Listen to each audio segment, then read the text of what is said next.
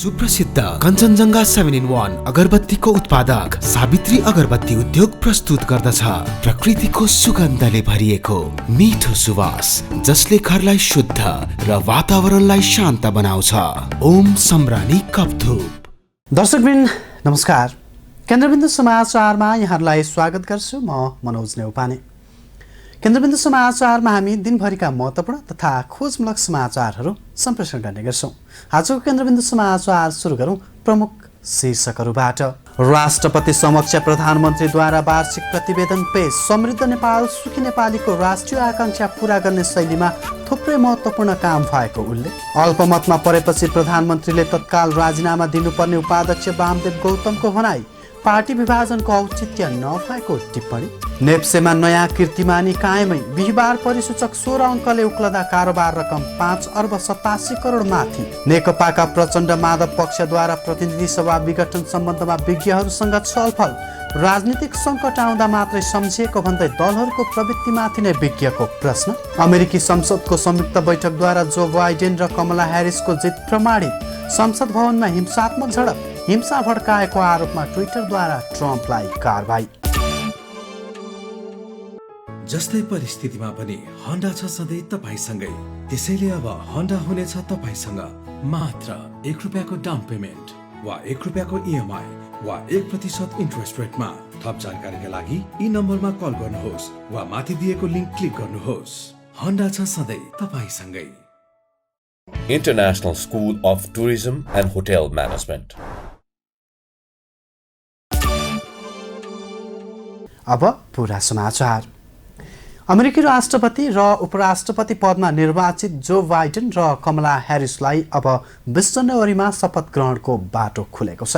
अमेरिकी संसदको संयुक्त बैठकले बाइडेन र ह्यारिसको गत वर्ष नोभेम्बरमा भएको जितलाई प्रमाणित गरेसँगै यो बाटो खुलेको हो। यही क्रममा बुधबार अमेरिकी संसद भवन अगाडि भएको हिंसात्मक झडपमा परि 4 जनाको मृत्यु भएको छ। यता राष्ट्रपति ट्रम्पका गतिविधिलाई मध्यनजर गर्दै सामाजिक सञ्जालहरूले उनलाई कारबाही पनि गरेका छन्। हेरौँ यसै विषयमा रहेर तयार पारिएको यो रिपोर्ट। अमेरिकी संसदको संयुक्त बैठकले जो बाइडेन र कमला ह्यारिसको गत वर्ष नोभेम्बरमा भएको जितलाई प्रमाणित गरेको छ। संसदले प्रमाणित गरेपछि अब बाइडेनलाई जनवरी 20 मा हुने शपथ ग्रहण गर्न बाटो खुलेको छ। संसदमा एरिजोना र पेन्सिल्भेनियाको इलेक्टोरल मतका बारेमा रिपब्लिकनले चुनौती दिएको भए पनि ती 2/3 पारित नभएपछि बाइडेन र ह्यारिसको जित प्रमाणित भएको हो। बुधबारको संसदको संयुक्त बैठक राष्ट्रपति डोनाल्ड ट्रम्पका समर्थकहरूले बलपूर्वक संसद भवनमा प्रवेश गरेका कारण केही बेर अवरुद्ध भएको थियो भने केही हिंसात्मक झडप पनि भएको थियो। झडपमा 4 जनाको मृत्यु भएको छ भने त्यहाँको सुरक्षा व्यवस्था थप कडा बनाइएको बीबीसीले जनाएको छ। बुधबारका लागि केही बेर संसद अवरुद्ध भए पनि इलेक्टोरल मतगणनापछि उपराष्ट्रपति माइक पेन्स बाइडेनले 306 र ट्रम्पले 232 इलेक्टोरल मत प्राप्त गरेको घोषणा गरेका थिए। अमेरिकी राष्ट्रपतिमा निर्वाचित हुन 270 इलेक्टोरल मत आवश्यक पर्छ। इलेक्टोरल मतबारे नेभाडा, मिशिगन, विस्कन्सिन र जर्जियाका सांसदहरूको चुनौती भने सिनेट सदस्यको हस्ताक्षरको अभावमा तुइएको थियो। संसदको बैठकपछि डोनाल्ड ट्रम्पले विज्ञप्ति जारी गर्दै जनवरी 20 मा नेतृत्वको शान्तिपूर्ण हस्तान्तरण हुने बताए। यद्यपि ट्रम्पले निर्वाचनमा धाँधली भएको प्रमाण बिनाको दाबी भने अझै नछोडेको बीबीसीले उल्लेख गरेको छ। उनले विज्ञप्तिमा भनेका छन्, म यो निर्वाचनको नतिजाप्रति पूर्ण रूपमा असहमत भए पनि जनवरी 20 मा शान्तिपूर्ण हस्तान्तरण हुनेछ। यसैबीच सामाजिक सञ्जाल ट्विटरले ट्रम्पको खाता केही समयका लागि बन्द गरिदिएको छ। ट्विटरले ट्रम्पले हिंसा भड्काउने खालका पोस्टहरू गरेको भन्दै केही समयका लागि उनको एकाउन्ट बन्द गरिदिएको हो। ट्विटरले अब ट्रम्पले पुनः यस्तै गल्ती दोहोर्याए पूर्ण रूपमा एकाउन्ट बन्द गर्ने चेतावनी पनि दिएको छ। ट्रम्पका गतिविधिबाट असन्तुष्ट सामाजिक सञ्जाल फेसबुकले पनि उनलाई केही समय पेज बन्द गरी कारबाही गरेको छ। राष्ट्रपतीय चुनावमा हार बेहोरे पनि नस्वीकारिरहेका बेला जर्जियाका दुवै सिनेट सिटमा ट्रम्पको रिपब्लिकन पार्टीले हार बेहोरेको थियो, जसले गर्दा ट्रम्पमाथि झनै ठुलो झड्का लागेको अन्तर्राष्ट्रिय सञ्चार माध्यमहरूले जनाएका छन्। जर्जियामा रिपब्लिकनलाई हराउँदै बाइडेनको डेमोक्रेटिक दलका 2 उम्मेदवार विजयी भएका हुन्। यो विजयसँगै डेमोक्रेटिक दलको माथिल्लो सदन सिनेटमा पनि बहुमत हुने भएको छ। अमेरिकामा सन् 2009 यता संसदको माथिल्लो सदन, तल्लो सदन र व्हाइट हाउस पहिलो पटक डेमोक्रेटिक दलको नियन्त्रणमा हुने भएको हो। नेकपाको प्रचण्ड माधव समूहले प्रतिनिधि सभा विघटनको सम्बन्धमा विभिन्न क्षेत्रका बुद्धिजीवीहरूसँग छलफल गरेको छ। ओलीको कदम विरुद्ध अलग भेला र बैठक गरिरहेको प्रचण्ड माधव समूहले सङ्घर्षका आगामी कदमबारे बुद्धिजीवीहरूसँग धारणा मागेको हो। यस क्रममा विज्ञहरूले जनतामा जाँदा आफ्ना कमी कमजोरीहरू र प्रतिबद्धताका बारेमा खुल्न सुझाएका छन् भने राजनीतिक सङ्कटमा मात्र विज्ञलाई सम्झने प्रवृत्तिमाथि नै प्रश्न उठाएका छन्। हेरौँ यो रिपोर्ट। नेपाल कम्युनिस्ट पार्टी नेकपा प्रचण्ड माधव समूहले प्रतिनिधि सभा विघटनको सम्बन्धमा विभिन्न क्षेत्रका बुद्धिजीवीहरूसँग छलफल गरेको छ। प्रधानमन्त्री ओलीले हठात रूपमा प्रतिनिधि सभा विघटन गरी निर्वाचन घोषणा गरेपछि अलग अलग भेला बैठक गरिरहेको प्रचण्ड माधव समूहले सङ्घर्षका आगामी कदमबारे बुद्धिजीवीहरूसँग धारणा माग गरेको हो। बिहिबार काठमाडौँको एक होटलमा भएको अन्तर्क्रियामा बुद्धिजीवीहरूले सरकारको कदमको विरोध गर्दै जनतामा जान सुझाव दिएका छन्। त्यस्तै जनतामा जाँदा आफ्ना कमी कमजोरीहरू र प्रतिबद्धताहरू खुलस्त रूपमा राख्न पनि सुझाव दिएका छन्। कार्यक्रममा मानव अधिकार कर्मी कृष्ण पहाडीले विगतमा भएका सैद्धान्तिक र नीतिगत भूलको समीक्षा गरी गल्ती नदोहोर्याउने प्रतिबद्धता जनाएर मात्रै आन्दोलनमा जान सुझाव दिएका छन्। गलत कदम चाल्ने प्रधानमन्त्री ओलीको पतन निश्चित भएको पनि पहाडीको भनाइ छ। जनता लोकतन्त्रको विरुद्ध जाँदैनन्, स्वतन्त्रताको विरुद्ध जाँदैनन्। त्यसले खड्गप्रसादजीको पतन निश्चित छ। बुझ्नु होला सबैले, खड्गप्रसादजीको पतन निश्चित छ। तर आफ्नो पतन सँगसँगै चाहिँ उहाँले लोकतन्त्रको त पतन गराउनुहुन्न भन्ने ठुलो आशंका छ।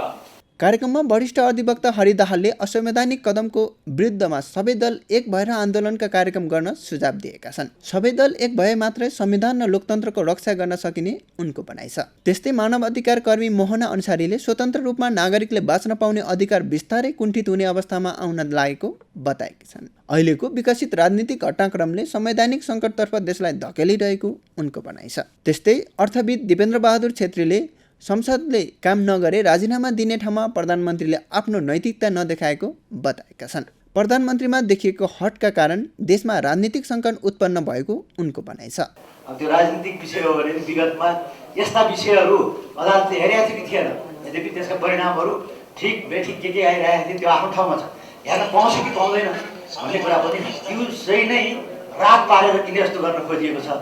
र निर्वाचन हुन्छ, तपाईँहरू निर्वाचनको लागि तयार हुनुहोस् भनेर एउटा कमान्ड जारी गर्ने गरिएको छ। अनि हाम्रो जस्तो जनमत उसमा के हुन्छ भने अधिकांश व्यक्तिहरू हाम्रो आफ्नो व्यवसायमा लागिराखेपछि आउँछौँ। पूर्व सभामुख दमननाथ ढुङ्गानाले राजनीतिक सङ्कट आउँदा मात्रै विज्ञहरूलाई सम्झिएको भन्दै राजनीतिक दलहरूको प्रविधिमाथि प्रश्न गरे। यस्तै पूर्व मुख्य सचिव लीलामणि पौडेलले मुलुक अस्थिरतातर्फ र संवैधानिक सङ्कटतर्फ जाने खतरा बढेको भन्दै राजनीतिक दलहरूले सरकारमा बसेको बेला पारदर्शी ढङ्गले सरकार सञ्चालन गर्छन् वा गर्दैनन् भन्ने कुरालाई हेरेर जनताले साथ दिने या नदिने निर्धारण हुने बताएका छन्। नेपाल धितोपत्र बोर्ड नेप्सेमा नयाँ कीर्तिमानी बन्दै गएको छ। साताको अन्तिम कारोबारको दिन बिहिबार 2204.94 बिन्दुसम्म पुगेको बजार सम्हालिएर 2194.35 बिन्दुमा पुग्दा नेप्सेमा अहिलेसम्मकै उच्चतम बिन्दु कायम भएको हो। नेप्से परिसूचकमा वृद्धि हुँदा कारोबार रकम पनि निरन्तर उकालो लागिरहेको छ। हेरौँ पुरा समाचार। लगातार बढेर नयाँ कीर्तिमानी बनाइरहेको शेयर बजार सूचक नेप्सेमा बिहिबार पनि नयाँ रेकर्ड कायम गरेको छ। अन्तर्दिवसीय इन्ट्राट्रेड कारोबारमा 2:30 बजे 2204.94 बिन्दुसम्म पुगेको बजार सम्हालिएर 2194.35 बिन्दुमा पुग्दा नेप्सेमा अहिलेसम्मकै उच्चतम बिन्दु कायम भएको हो। प्री ओपनिङ सेसनबाट बढ्न थालेको बजार 2190कै आसपासमा कायम रह्यो। कारोबारको बीचमा 2200 नागेर नेप्से पुनः घट्न थाल्यो। बिहिबार प्री ओपनिङबाट बढ्न थालेको नेप्से स्थिर रूपमा कारोबार हुँदा लगानीकर्ताले ठूलो नोक्सानी पनि बेहोर्नु परेन। बुलिस ट्रेडमा बढिरहेको बजारमा अन्तर्दिवसीय कारोबारमा तीव्र उतार चढाव आउने हुँदा लगानीकर्ता डुब्ने खतरा रहे पनि बिहिबारको कारोबारमा त्यस्तो उतार चढाव पनि देखिएन। नेप्से उच्च बिन्दुमा पुगेसँगै बिहिबार कारोबार रकम पनि बढेको छ, जसमा 5 अर्ब 87 करोड 47 लाख रुपियाँ बराबरको कारोबार भएको छ। आज सबैभन्दा बढी लाभ ट्रेडिङ समूहका लगानीकर्ताले प्राप्त गर्दा यो समूहले परिसूचक 4.79%ले बढ्यो।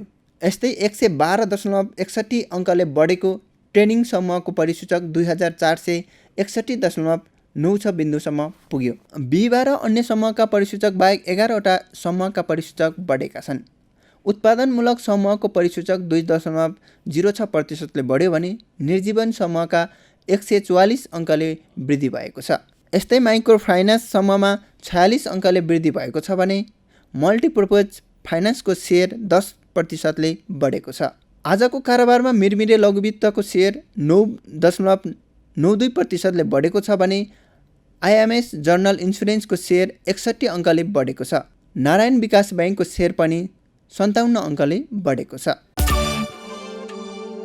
नेपाल कम्युनिस्ट पार्टी नेकपाका उपाध्यक्ष तथा राष्ट्रिय सभा सदस्य वामदेव गौतमले प्रधानमन्त्रीले पार्टी फुटलाई जोगाउन कुनै भूमिका नखेलेको आरोप लगाएका छन्।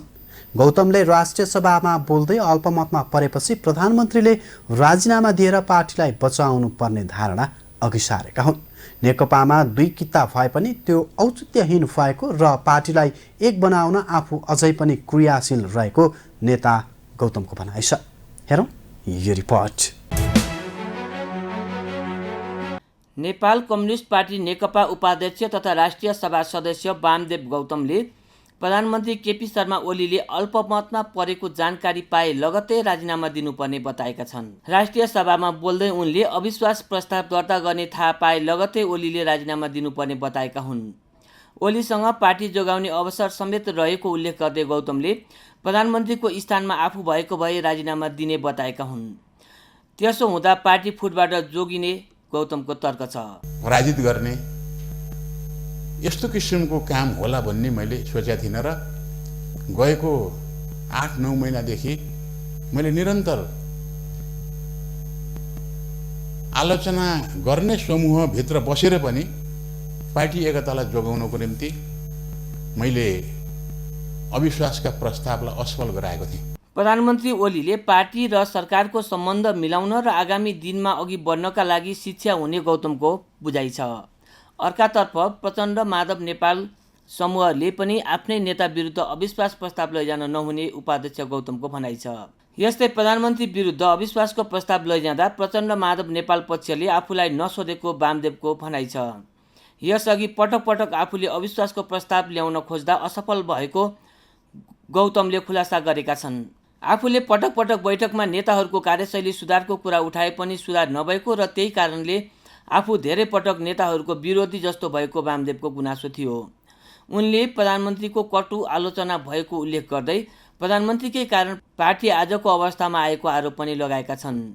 गौतमले पार्टी विभाजनको औचित्य नरहेको भन्दै आफू अहिले कुनै पनि समूहमा नरहेको स्पष्ट पारेका छन्। उनले ऋषि कटेलको नेकपाको मुद्दा अदालतमा विचाराधीन रहेको भन्दै अदालतबाट कटेलको पक्षमा निर्णय भएमा नेकपाको एउटा पक्ष एमाले र अर्को पक्ष माओवादी केन्द्र बन्ने उनले बताए। आफू फेरि पनि एकता कायम गर्न लागिरहेको र त्यसका लागि संगठनको संरचना बनाएरै जाने गौतमको भनाइ थियो।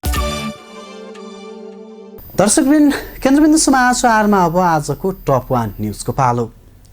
प्रधानमन्त्री केपी शर्मा ओलीले सरकारले गरेका काम र प्राप्त उपलब्धि सहितको वार्षिक प्रतिवेदन राष्ट्रपति विद्यादेवी भण्डारी समक्ष प्रस्तुत गरेका छन्।